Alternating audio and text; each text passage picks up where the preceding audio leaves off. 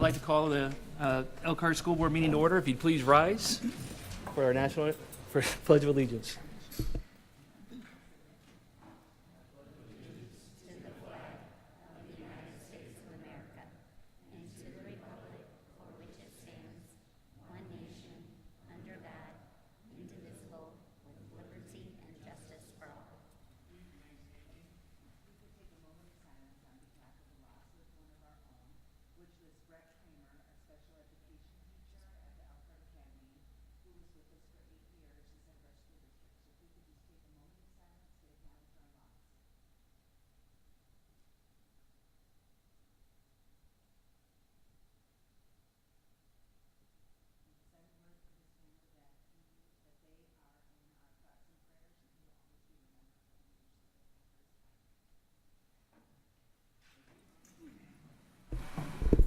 All right, we have the invitation to speak protocol.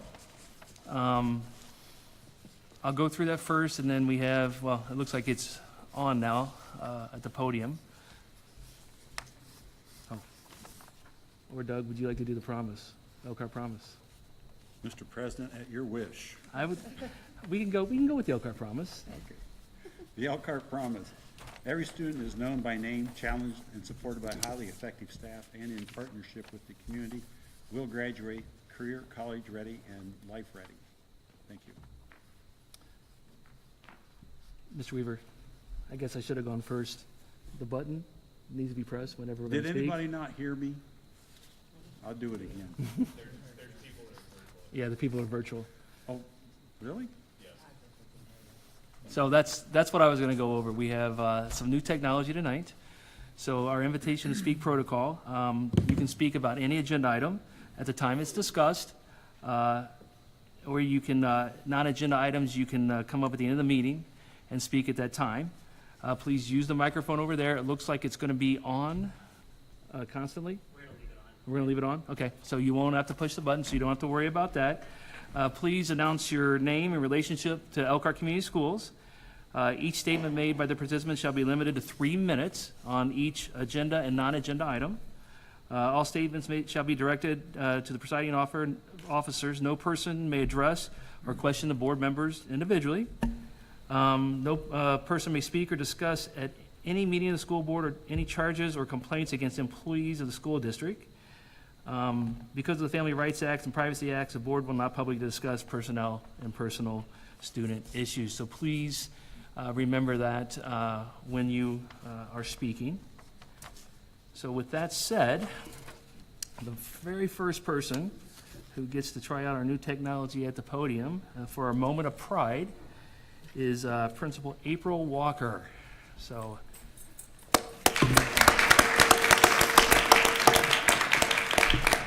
Hello, my name is April Walker. I am the principal here at Monger Elementary School, and I'm going to introduce our staff that's here this evening. What do I touch?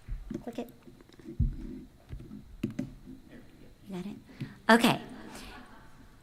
I chose this picture because it is the worst picture I've ever taken in my whole life, and I just thought it was funny to put it up there, so yeah.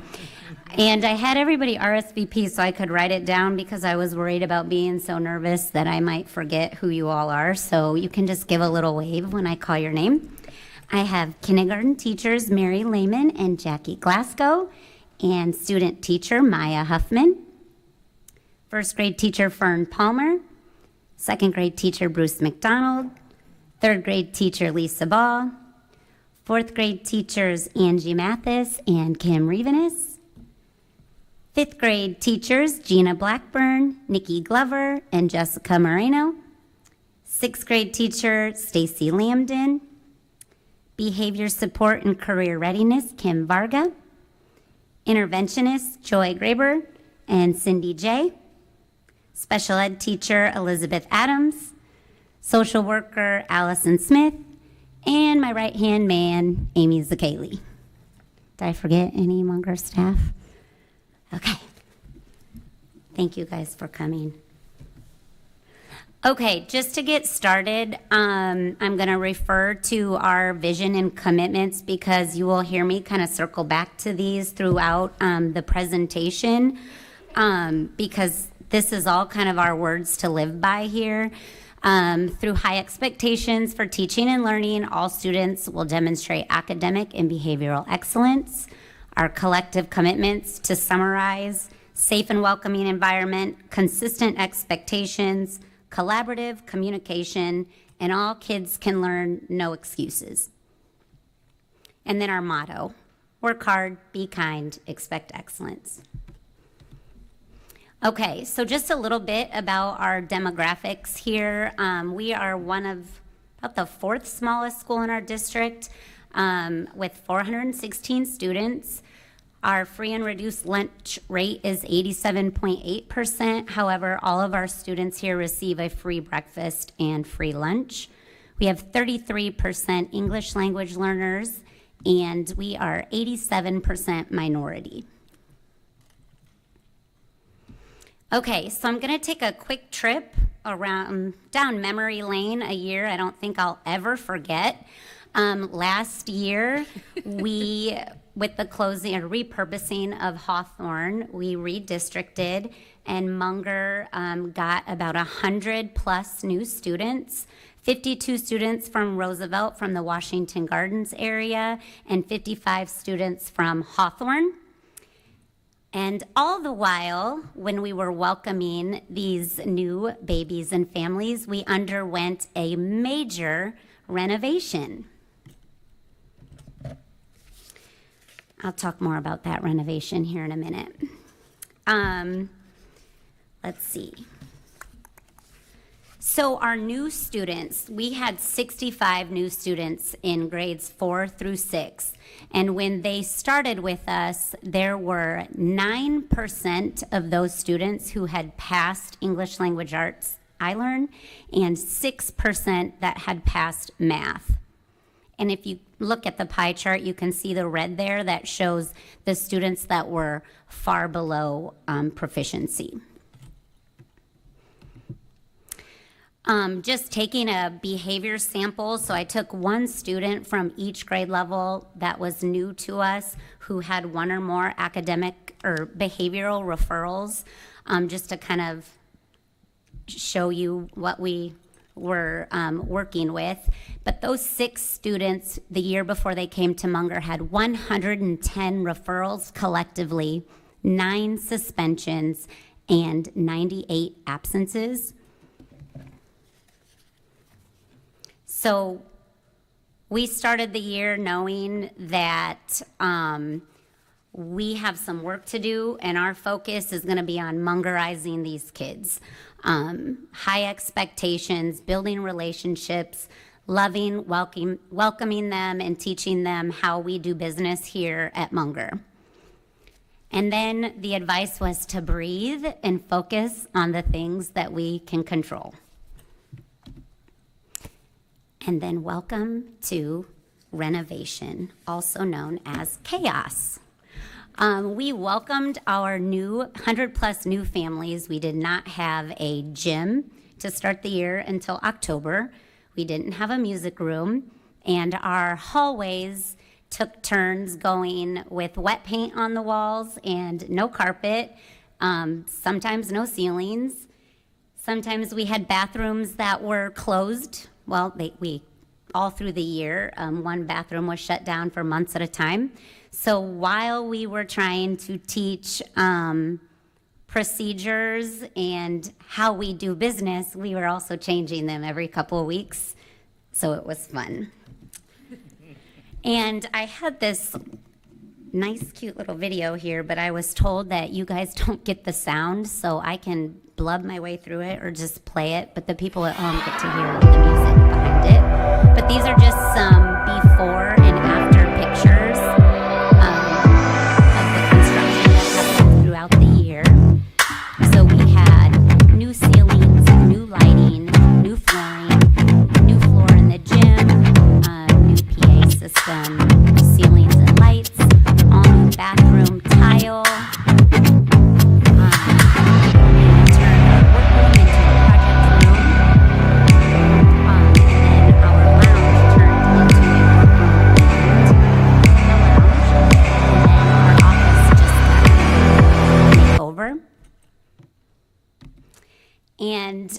when I tell you our staff is amazing, they took on a lot last year.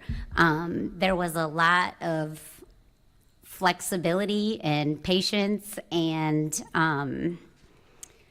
we pretty much turned over 25% of our student body, and they just took it all with such grace and motivation, and you guys, you know how I feel about you. Okay, so when I talk about how awesome we are, that first slide there shows the 9% proficient on the ELA iLearn exam in the fall, and we increased that percentage to 30%. So from 9% proficient to 30% proficient. And I'm having a hard time seeing this far, but you can see the red. We went from 71 in the far below category to 45. And that's in English language arts. In math, we started the year with 6% proficient and had 37% proficient at the end of the year. Again, this is just our new incoming students. And then you can see the amazing decline in the students far below, from 74% far below to 38%.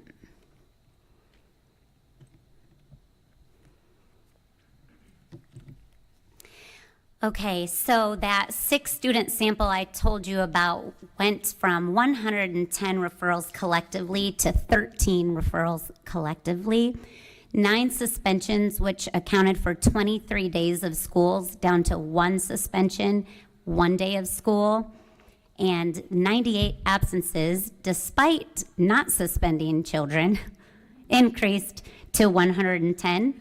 And I'll talk a little bit about absences later, but a lot of these students are coming from across town on a bus, and when they miss the bus, they don't have a ride to school. So attendance has been an issue. Okay, so a few more brag moments, if you don't mind. So our school improvement goals are always related to increasing proficiency in reading and math, and we have some measures that we look at. So one measure is that we meet median growth projections on NWEA assessment at the rate of 60% or higher for ELA. And we had 65% of students meet their projected growth on NWEA from fall to spring. Increasing proficiency for students in grades 3 through 6 on iLearn. We increased proficiency rates on iLearn by 3%. Increasing overall language levels as measured by Access, that's for our English language learners. And we actually doubled that number, the percentage of students who increased an entire level went from 14% to 28% in 2023. And then a passing rate of 80% or higher on the iRead 3 exam, we had 72% of our students pass iRead 3. So that one's highlighted in yellow because that's an approaching. For math, same, we always want to increase proficiency, so meeting growth projections on NWEA at a rate of 70% or higher. We had, let's say 82? 81% of students meet their projected growth on NWEA from fall to spring. That's K to 6, that's really amazing. And then we increased our passing rate by 5% on iLearn.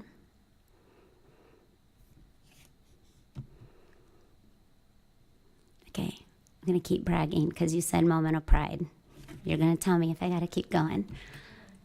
Okay, so our percentage of students meeting or exceeding their projected growth on iLearn exceeded the state average in ELA. So ours was 58%, the state average is 43%. The percentage of students meeting or exceeding projected growth on iLearn exceeded the state average for math as well. The state was 34.9%, and we were at 64. I'm going to the eye doctor tomorrow, for the record, because I'm like, oh my gosh, I can't read any of that. But to like scoot up. Okay, sorry. Anyways, that's really awesome. Okay. Passing proficiency in math was above the state average.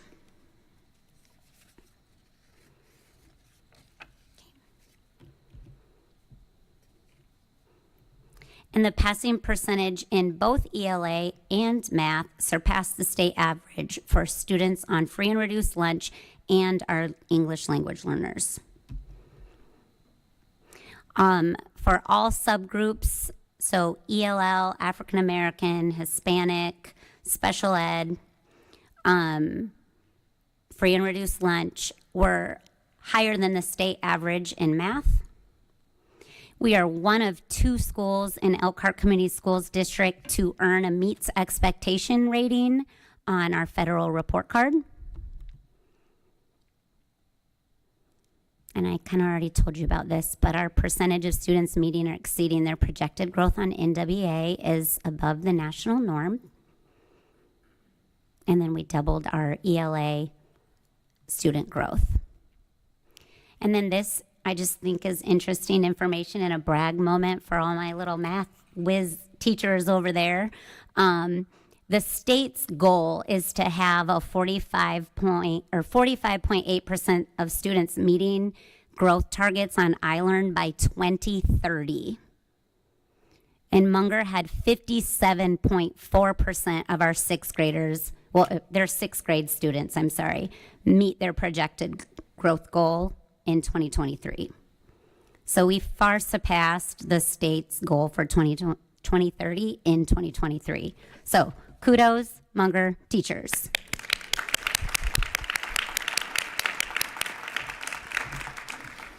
Uh-oh.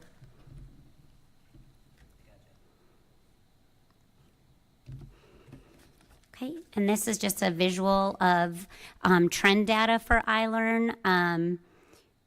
To show 2021, 2022, and 2023, just to show that our trend has been going up each year.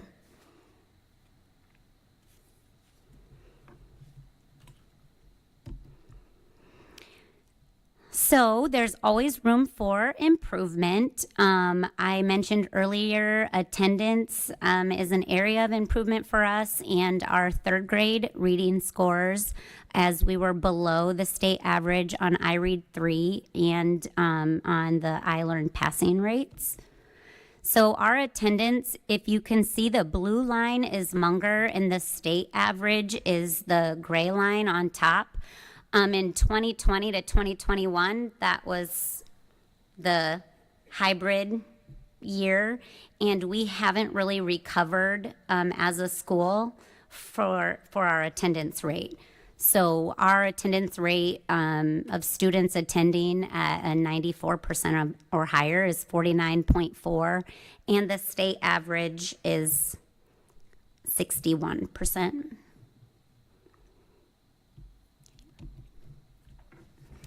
And then our 3rd grade reading, you can see I took this from the IDOE, and we actually decreased in our passing percentage last year.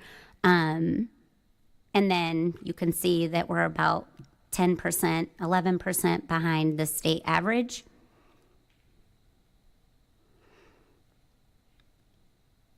And it's not because we changed anything major, our teachers stopped teaching. This grade level is the grade who COVID hit the hardest. They missed their 4th grading period of their kindergarten year, and then were on a hybrid schedule their 1st grade year. So lots of missed instruction and crucial foundational reading skills.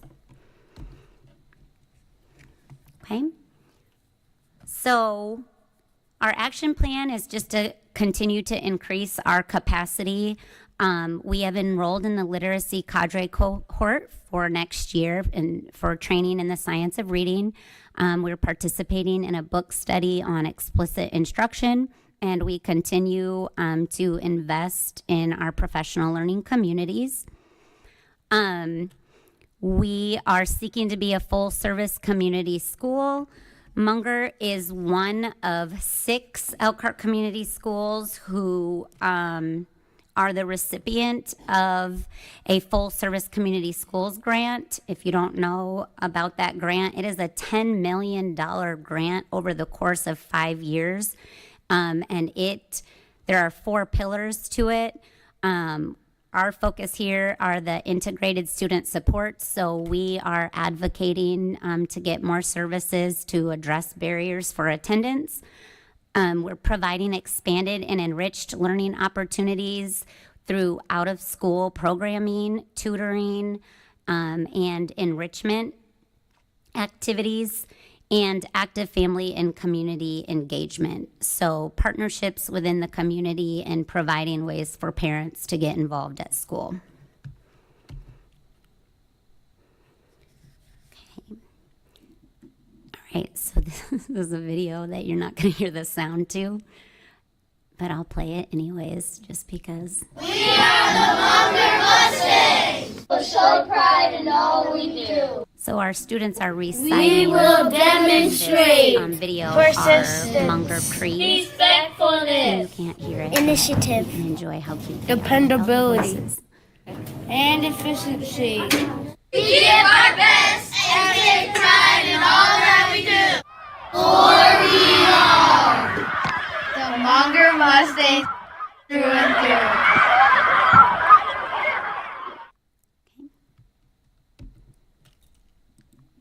We are the Monger Mustangs. We'll show pride in all we do. Okay. I made it. Thank you. That concludes our bragging moment.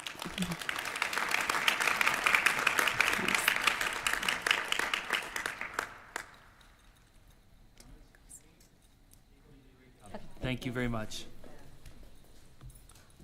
All right. Next on the agenda, we have the consent items. Do I have a motion? So moved. Do I have a second? So moved. Any discussion? Okay, so we have some donations from our wonderful community partners. Cindy Hostetler did $185. You gotta turn your mic on, Kelly.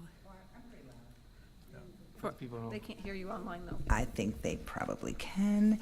To promote the negative balances at Oslo, the Elkhart Education Foundation donated $1,000 to Pierre Moran Middle School for their hoopla event. HRP and Matthew Kane donated $750 for the Elk Logics Robotics for supplies and many other needs. Bring Change to Mind donated $150 to Pierre Moran Middle School so that they could use that for supplies for their Change to Mind program. The VFW Post 88 Auxiliary donated $245.59 to negative balances at Mary Feaser and Eastwood. Julie Weaver donated to the AFROTC $500 for the military ball that will be on March 23rd. Feel free to donate more to the military ball at any time. An anonymous donation for $725 was to be used for any negative balances for our lunch and commissary. So again, thank you from our community partners for all of their wonderful donations. Great. All in favor of approving the consent? I had some questions. The mics are not on. I had some questions about the grants. And we have grants that total, between the two of them, another $1 million here. And I'd kind of like to know about, who's going to be working, actually doing this work, what's the organizational structure look like, how's this all fit together here? If somebody can do that. Mr. Weaver and President Scott, Brandon Eakins is here this evening and hopefully can answer the questions the board might have. Good evening, everybody. How are you doing? Good. Good. I'm doing well. So I'm going to try my best to answer as many of these questions. If there's more information that you would like me to follow up with, by all means, let me know. The grants that you're referring to are annual adult education grants. Two different grants here. One grant focuses specifically on English language learner population. The other grant oversees adult basic education, but also the certification-based programming that we offer. One of the things that we try to do is once we get students on the cusp of their HSC or their GED, along with getting our ELL students up to level 5 or 6, so near fluency, we want to offer some certification-based training that will help them seek employment, be able to enter the workforce at a leg up. When we look at the grants that are in there, Mr. Weaver, I think that the overall total, you said $1 million, just a little bit under 907,600. It's actually 29% increase from what we were awarded last year. It's directly tied to the population that we serve. We had a 35% increase in the number of students that we serve through adult education in this last year. When we apply for adult basic education grants, we are pretty much bound to the number that we've served in the past year, but also with the expectation that we continue to have growth. If you recall, and maybe you don't recall, and I don't expect you to recall, we have a large wait list of English language learners that are trying to get into our adult education program. Last that I'd seen, we have about 135 that we have not been able to serve yet. Those numbers are not going to go away. And so we need to continue to be able to pursue the necessary funds to maintain the level of programming that we have. Additionally, in this last year, we had a number of partnerships that came in place that extended the scope of our programming. One of the things about adult education is not bound to Elkhart Community School District. Elkhart, our education is bound to our county, and so it is upon us to be able to provide the programming in as many areas as we can. So for example, 2 partnerships last year, we began offering programming in Goshen to serve Goshen population. The only other adult education provider in our region is Horizon Educational Alliance, and they did not have the capacity through their structure to provide this. So we picked up 88 students in the Goshen community through adult education, but also through a partnership with Lippert Components. We are currently working through 2 of their plants, providing adult education services in those spaces. It's extremely important for our business partners to be able to have this avenue. Many times they have students, families that are moving to the community that are lacking these necessary skills. We have the opportunity and the flexibility to go right into plants and provide these classes. So we have 2 classes that operate in 2 different Lippert facilities. Additionally, on our horizon, we have an agreement that is getting closer to going in place to begin serving families in the Concord community system. These are opportunities that I think that we would welcome. One thing that is, I think, important to frame is that generally speaking in a community, you'll have 1 adult education provider. We're kind of a unicorn here in Elkhart County with 2. It would not be advantageous for other school corporations to pick this up. There's a lot of heavy lifting that goes in place. Once you have your structure in place, you also have training plans that have been approved and in place. And so it's one of those things as we look for opportunities, for us, our biggest obstacle is then to onboard instructors, okay? Many of the teachers that are teaching in our program are those that are full-time teachers within Elkhart Community Schools, and maybe they're looking for a little bit of additional income. We also then have a number of retired teachers that teach within our ranks. This gives them that opportunity to still have that engagement, be involved in education, but maybe not on that full schedule, the 180 teaching days. With this upcoming agreement with Concord Community Schools, Concord would like to utilize their staff in this capacity. And that is not an issue or conflict of interest for us whatsoever.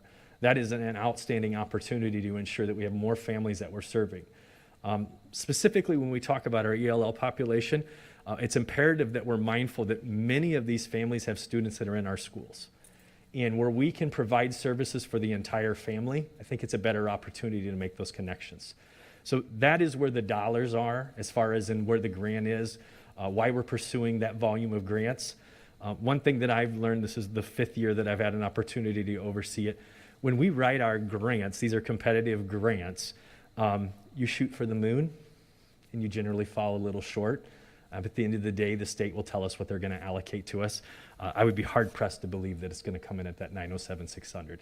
But we've got to write it in such a manner that allows us to ensure that A, we're maintaining the level of programming that we have, but also writing it with the wishful thinking that we can continue to expand that footprint. Thank you. I appreciate your depth of knowledge of the subject. I'm trying my best. By all means, if there's other questions, I would be more than happy to answer them or provide follow-up information if you just let me know what you're looking for. Okay, thank you. Yep. Are there any other questions or discussions from the board? Any questions or discussions from the audience? Seeing none, all in favor of approving the consent items? Aye. Opposed? The motion, the consent items pass. Next on the agenda, Mr. Thorne, old business. Thank you. This evening, the administration is seeking board approval of proposed revisions to Board Policy 2271. As you might recall, this policy, if approved, will provide authority for students to enroll in post-secondary courses offered by colleges and universities beyond those that are offered by Elkhart Community Schools through our various dual credit course offerings, AP courses, and ACP courses. We're seeking your approval of this policy this evening. Do I have a motion? Second. I have a motion and a second. Any questions or discussion from the board? Any questions or discussion from the audience? All right. We will vote all in favor of Board Policy 2271, enrollment in college and university programming not offered by Elkhart Community Schools. In favor? Aye. Opposed? No opposed. The motion carries. Next up, Mr. Thorne, Administrative Regulations, IKFC. Thank you. This evening, the administration is presenting for further input and consideration a proposed new administrative regulation, which really establishes the procedures to be followed by students wishing to take advantage of the opportunities available pursuant to Board Policy 2271, which you just approved. Bringing this to you for further input and consideration this evening does not require a vote. Thank you. Next, under old business, we have Board Policy 3121 ACS. Thank you. The administration is seeking approval tonight of the proposed revisions to this policy that governs the performance of criminal background checks, both for applicants and for current employees of the school corporation. These changes, in part, are prompted by some changes that the General Assembly approved last year and were signed by the governor. Seeking your approval again tonight. Do I have a motion? Motion. Second. Second, I have a motion and second. Do I have any discussion or questions from the board? Seeing none, do I have any questions or comments from the audience? Seeing none and hearing none. All in favor? Aye. Opposed?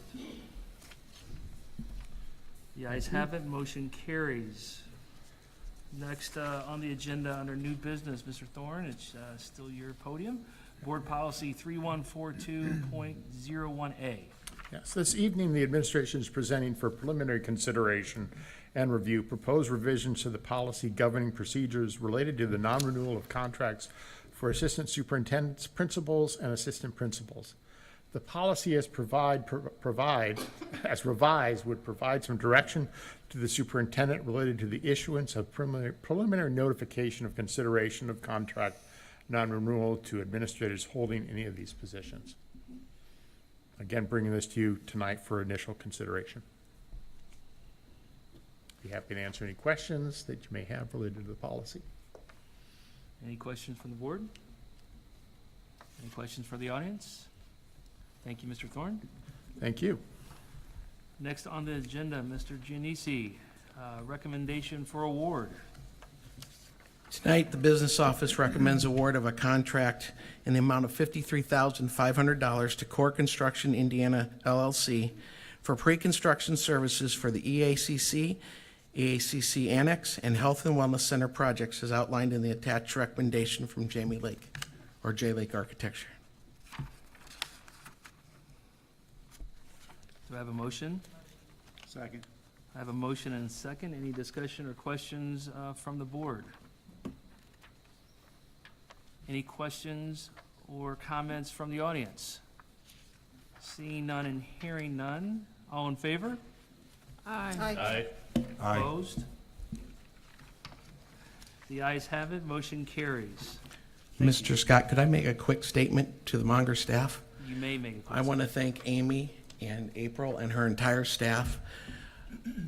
It's hard to describe what they went through, as she mentioned, but from a construction standpoint, we did something we've never done before in a building. We went 2 classrooms at a time, which means every time we did 2 classrooms, people moved. It was constant movement. So in addition to everything that was going on, they handled that. We've never done that before because all of our previous projects in my time here, we've always added on to the building and then moved into that space, and we've always had empty space to work with. So this entire staff really needs to be commended for what they did to persevere, and I hope you've had a chance to see the entire building. If not, please do, because it's phenomenal. This is really the standard we need to be reaching for with all of our future projects. Thank you. Thank you for the comments. And I think, April, you did a good job with, I think it was called Construction Chaos. So you set the tone right. Great job. All right. Dora, do we have? No? Nothing from the audience. Superintendent.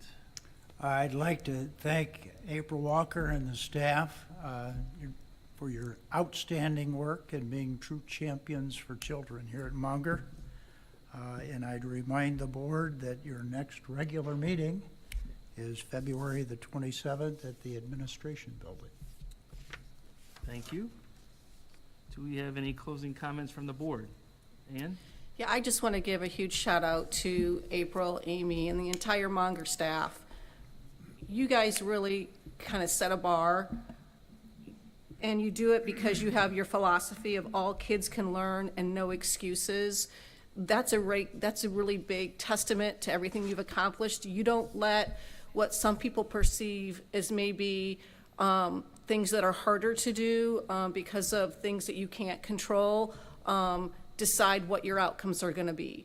And I think that's a true testament to every single one of you and your love for teaching and your love for inspiring kids to learn. Every year, I'm a data person, so every year when I'm going through the data and I'm looking and I'm seeing what the schools are doing, and I have such a sense of pride for everything that you do, and when I see the accomplishments that you are having with these kids, you guys need kudos to you because it's a testament to what you and the rest of the district is trying to achieve, and you guys are leading the way. You're one of the schools that's leading the way and can really say to the community, we can do this, and we will do this, and we are going to do this. And so just thank you so much for everything that you are doing and what you put into these kids every day. It is greatly appreciated. Yes, I look forward to Mongerizing becoming the marketing campaign for the elementary schools. Congratulations to everyone here for a phenomenal job. I'd also like to continue on my time in the school board. I'd always remembered that the roof at Monger leaks. Apparently, it may not leak anymore, I hope. And I just want to compliment you on such a beautiful school and stuff like that. I've been always very, very proud of the educational assets of Elkhart Community Schools. And I think that in Elkhart County, this school corporation is second to none in the facilities that we provide for teachers to teach in and for students to learn in. So, and again, thank you very much, and congratulations. I would just like to echo the comments of Ann and Doug, and you know, constantly we guys hear about the good things that you guys are doing down here and how despite the statistics that you guys face, you overcome and you're just a shining star. And I like that we need to Mongerize the entire ECS system, that you guys are such a good example of the type of excellence that we're trying to bring back to the Elkhart community. And I just applaud you. The presentation, Principal Walker, was fantastic and extremely inspiring of what we hope to accomplish amongst the entire school corporation. So thank you all for being here, supporting us tonight, and the wonderful jobs that you do with the kids on a daily basis. I would also like to comment, I love your charts. Okay. And now that you know that we're coming out once a month to different schools and stuff like that, I'm really looking forward to seeing other charts, pie charts from other school buildings and stuff like that. So that we get a little competition going on here, right? All right. I think that would be very, very constructive and worthwhile. Thank you very much. And I just want to thank Monger for hosting the board meeting tonight. I think it's important, you know, so often, well, since I've been on the board, this is the first board meeting we've had off-site. I think we had one or two at the high school. But I think it's important for the board to come out and see the buildings and see the staff and be present and be available and accessible for the staff, parents, all stakeholders. You know, I think sometimes it's intimidating where we have our board meetings, so I was in favor of doing this. We had a great turnout. April, you did a great job. I know we've used the term Mongerized. I didn't know the full definition, and I remember I'd ask questions among the board members when we would see data and the success that this school was having, and I'm like, well, how do they do it? They were Mongerized. And it kept coming up, and how they get the parents involved. Well, the parents are also Mongerized. And so I see how it's a collective effort, and I see tonight that the fruits of that effort. So it's a great job. I hope that even we have this at other schools, you know, you guys please feel free to come and attend those as well. Anything else? Well, and just thank you guys for taking, like, that situation when the boundaries changed, that could have been like such a negative, and it was overwhelming at first for all of you, and there was a loss of some of your students that went to other schools, and that was heartbreaking. I mean, it was heartbreaking to watch what you guys felt emotionally, but it, like, I didn't like it either, I will say, but I'm proud of the fact that you guys took that opportunity and turned it around, and the data shows it right there. And Doug, I can't believe he's such a, like, you know, percentage, and he likes to see these numbers and these rigorous goals. And so I was like smiling because I'm like looking at my peripheral vision, and he's just beaming more and more because he's, you know. So just thank you, but thank you for being an example, because that could have really been like a total downplay for your school on top of the fact of the chaos construction. So there's a lot to learn from what you guys, like, you know, the little powerhouse Mustangs that you are. You know? So thank you. Maybe we can think about what we changed to get that attendance situation different with those buses that are routed. So yeah, no pressure, Tony. Just kidding. But thank you guys very much. Anything else? Meeting adjourned.